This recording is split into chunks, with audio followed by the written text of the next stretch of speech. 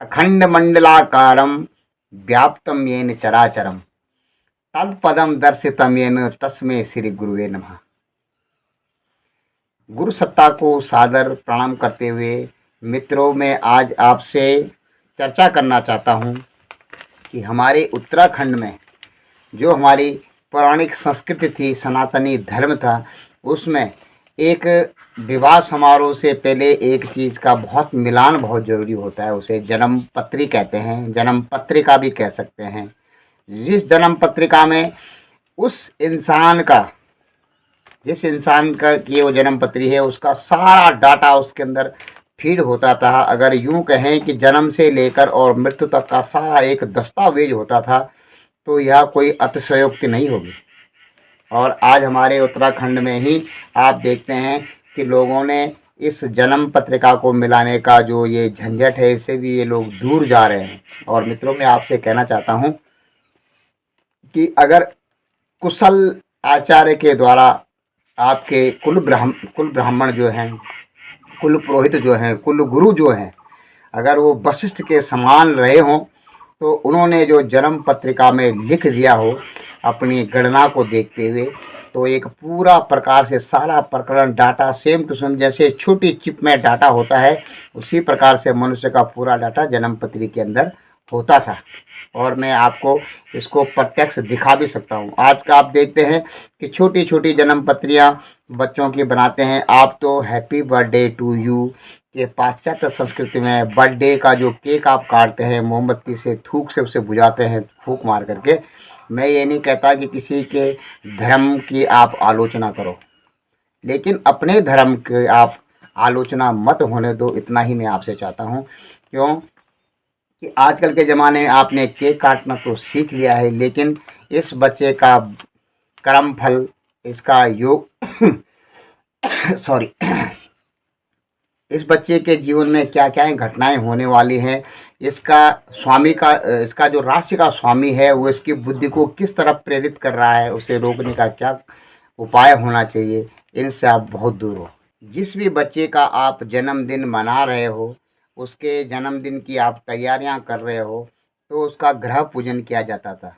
हमारी माता श्री कहती थी कि ग्रह पूजन जरूर कराना चाहिए, क्योंकि कहते हैं ब्रह्मा मुरारी त्रिपुरांतकारी भानु शशि भूमि सतो बुद्धस्या गुरुस्य शुक्रस्य शनि राहु केतुवा सर्वे ग्रह शांति करा भवन्तु।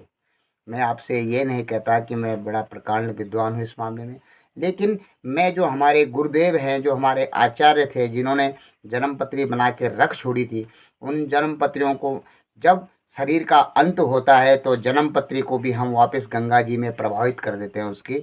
और एक बार में एक समय पर अपनी बड़ी भाभी जी का जब मैं जन्म पत्री उसमें विसर्जित कर रहा था, तो उस समय मैंने खोल के नीचे देखा, हमारे बड़े भाई साहब ने बताया, जिसके अंत में लिखा होता है आचार्य जी द्वारा हुआ था, संस्कृत में इस प्रकार के लिखा हुआ था कि यह 61 साल इस शरीर का मारक है, इस शरीर पर मौत का कारण बनेगा 61 वर्ष। और 61 वर्ष ही पूरे होने के बाद उनकी अंतिम यात्रा में हम शामिल हो रहे थे।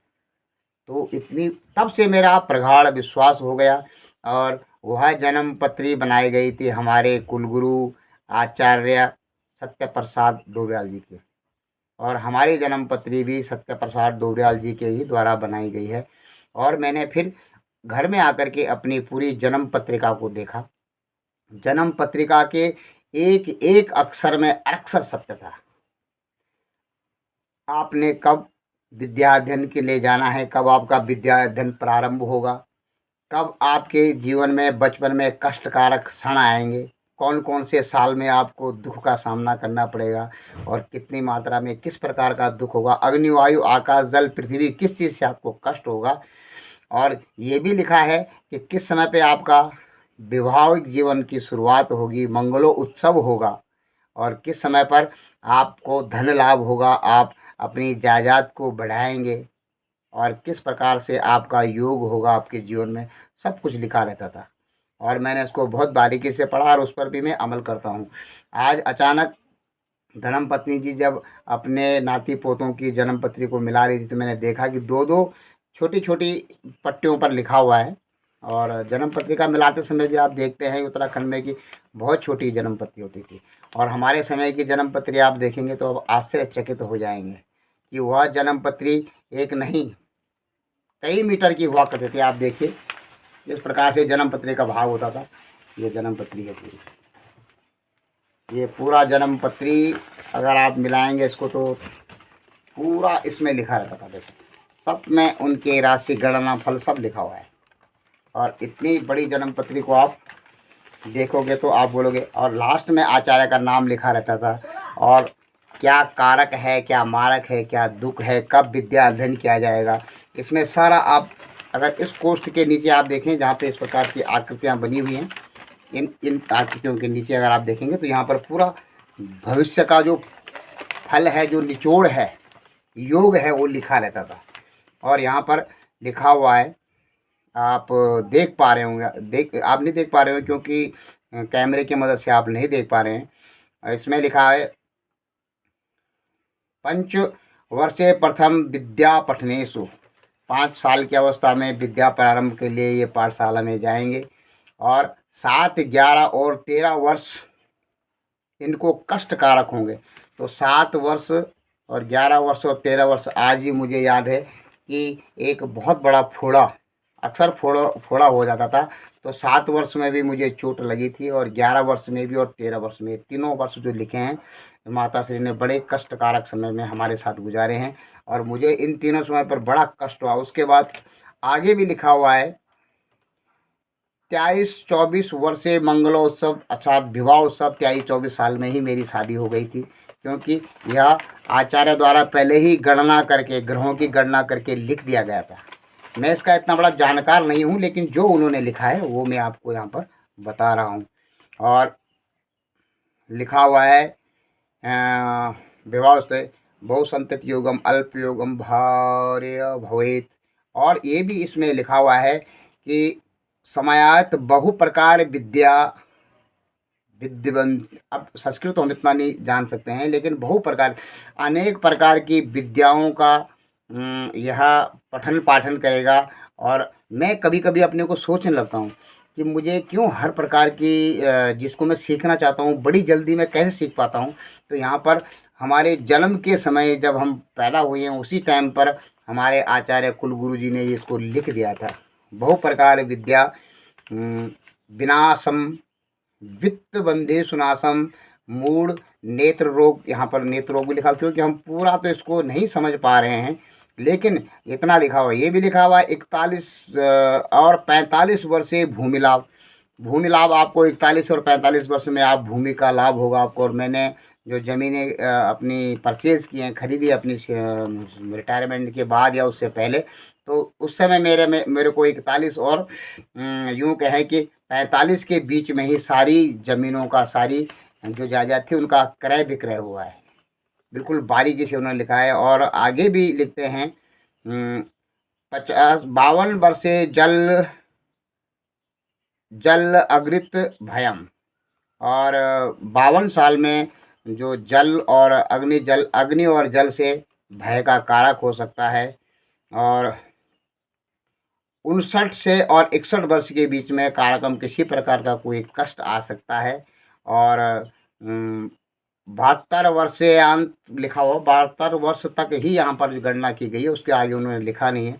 हो सकता है कि कभी भी जो कुलगुरु होते थे मारक नहीं लिखते थे कि कब उसकी मृत्यु होगी, लेकिन फिर भी मैं 72 वर्ष को अगर काउंट करूँ तो बहुत बड़ी समय है।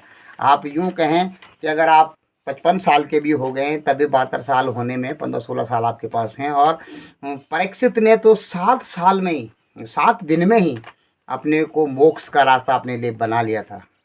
उनको कहा था कि 7 दिन में आपका तक्षक डर लेगा। तो इतना समय बहुत होता है। आप लोगों के साथ में अगर 10-15 साल भी हम और जी गए तो यह भविष्यवाणी अक्सर सत्य होती है। और किन्हीं मामलों में ये भविष्यवाणी हो सकता है कि मिथक भी हो जाए। वो कुछ खास वो है, हमारे गुरुजी ने हमको बताया। जब मैंने गुरुजी इस बात की चर्चा करी तो उन्होंने हमको ये भी बताया था कि जिस प्रकार से अगर 2 मित्र, अच्छे मित्र हैं 2, और उन्होंने किसी नौकर को नौकरी पे रखने के लिए सिफारिश करी और बोला कि बस इसको 5 साल इसको नौकरी पे रखना, 5 साल बहुत है, 5 साल के बाद इसको 5 साल के लिए फ़िलहाल लगा दो। तो आपको अगर जीवन 72 साल का मिला है सिर्फ, परमात्मा ने आपको 72 साल के लिए इस पृथ्वी पे भेजा, लेकिन उस नौकर के द्वारा 5 साल में इतना अच्छा कर्म किया गया, इतना अच्छा काम किया गया, सारे होटल में उसने अपने कंधों पर अपना भार रख लिया, निस्वार्थ सेवा की, और उसकी सेवा से खुश होकर के होटल मालिक प्रसन्न हो जाता है और उसे कुछ समय और दे देता है, चलो आप 5 साल के लिए और आप होटल में काम करो। तो उसका मित्र तो हो सकता है उसे खपा हो कि मैंने 5 साल के लिए रखा था लेकिन 5 साल और बढ़ा दिया गया है। यह आपके कर्म के ऊपर निश्चित है कि आपका कार्यकाल बढ़ाया जाता है कि घटाया जाता है, ठीक है। और कई बार ये होता है कि जिस समय आपका मारक या कारक होता है उससे पहले भी आपके ऐसे कर्म हो कि नाना प्रकार के लोग कह रहे हों कि इस भगवान इनको उठा लो, इसने बहुत दुख दिया है लोगों को। और ये एक आप जन्म पत्रिका मैंने आपको एक इसलिए बताया था कि आप लोग जन्म पत्री को गूढ़ समझते हैं, कोई मिलाता नहीं है। आजकल पास्टर सभी कहते हैं हम तो जन्म पत्री को मानते नहीं हैं, मानना चाहिए।